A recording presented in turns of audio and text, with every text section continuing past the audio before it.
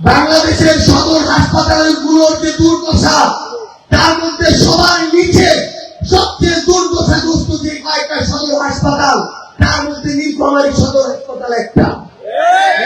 আপনি ওই হাসপাতালে যান, ক্ষমতাসীন দলের কিছু নেতা, সবাই না, বিএনপি যদি করে 10,000 মানুষ, হয়তো 10 জন সেখানে ওষুধের টেন্ডার বাজিতে যুক্ত আছে। ওইখানে খাবারের টেন্ডার বাজিতে বিএনপির আরো 10 জন যুক্ত আছে। উন্নয়নের টেন্ডার বাজিতে বিএনপির আরো 10 জন যুক্ত আছে। কিন্তু একটা বার চিন্তা করেন, আমার বিএনপির হাজার হাজার ভাই হয়তো এই নীলফামারীতে আছে, কিন্তু ওই 20-30টা কালপিটের জন্য, চাঁদাবাজের জন্য, টেন্ডারবাজের জন্য, যে রোগীর খাবারের টাকাটা মেরে খায়, ওষুধের টাকাটা মেরে খায়, তার জন্য একটা জেলার লক্ষ লক্ষ মানুষ এভাবে ভোগান্তিতে পড়ে থাকতে পারে না। চিন্তা করেন রাস্তাঘাটগুলোর জন্য।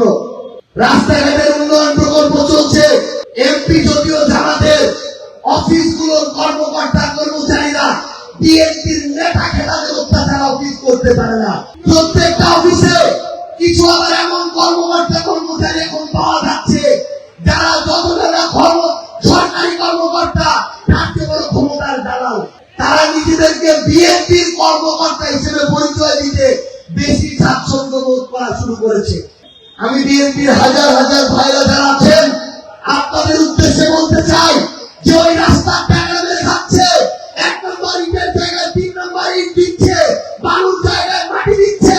10 বছরের রাস্তাটা যখন 1 বছরে খারাপ হয়ে যাবে, বাকি 9 বছর ওই বিএনপির ভাইটাকেও ওই রাস্তার মধ্য দিয়ে ভোগান্তিতে যেতে হবে।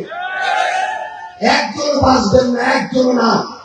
রাস্তাটা যেদিন খারাপ হবে, খালি জামাত এনসিপির লোক গেলে খারাপ হবে, বিএনপির লোক গেলে রাস্তা অত ভালো হয়ে যাবে, এই রাস্তা কিন্তু হবে না।